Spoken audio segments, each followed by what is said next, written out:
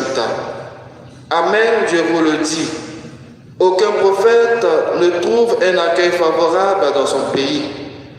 En vérité, je vous le dis, au temps du prophète Élie, lorsque pendant 3 ans et demi, le ciel retint la pluie et qu'une grande famine se produisit sur toute la terre, il y avait beaucoup de veuves en Israël.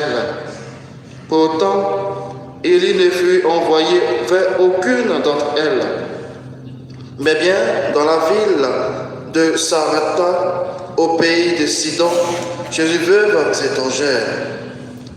Au temps du prophète Élisée, il y avait beaucoup de lépreux en Israël, et aucun d'eux n'a été purifié, mais bien Naaman le Syrien. À ces mots dans la synagogue, tous devinrent furieux.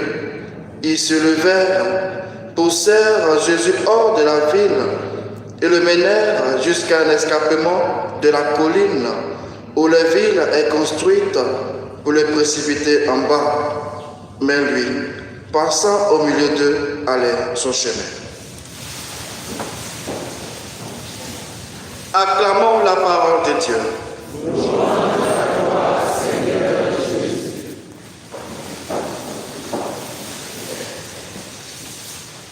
Bien chers frères et sœurs, le texte de l'évangile que nous venons d'écouter est rempli d'enseignements.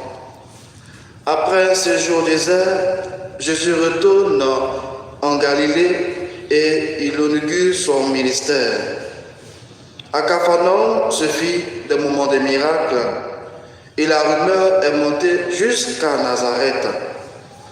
Mais les habitants de Nazareth sont fermés à l'identité vraie de Jésus. Jésus, dans la synagogue, ouvre le livre, lit la promesse du prophète Isaïe au chapitre 61, puis le referme.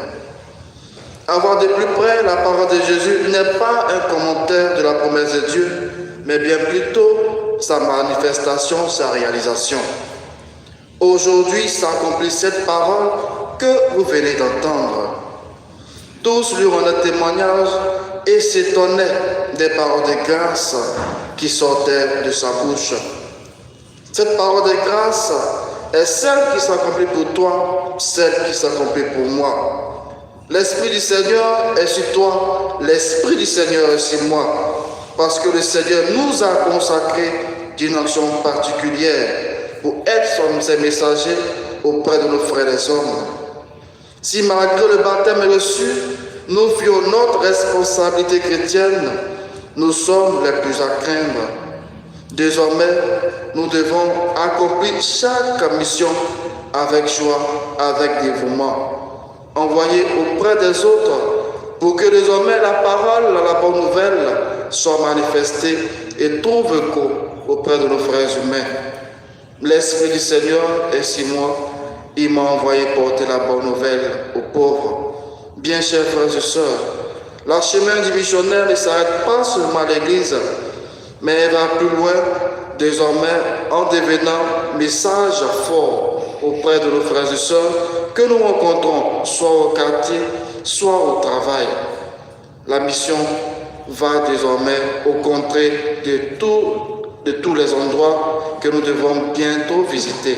Ces endroits sont les lieux les plus reculés, nos maisons, nos familles, nos quartiers, à annoncer l'amour de Dieu. Prions donc les uns pour les autres et demandons à Dieu la grâce d'être des missionnaires vrais et sincères pour qu'il s'accomplisse en nous cette réalisation de l'Esprit du Seigneur, car il demeure en tous et en chacun.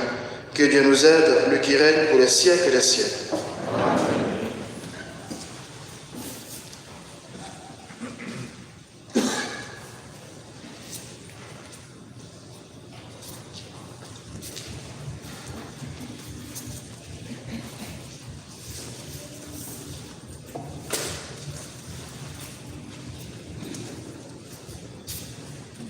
Reçois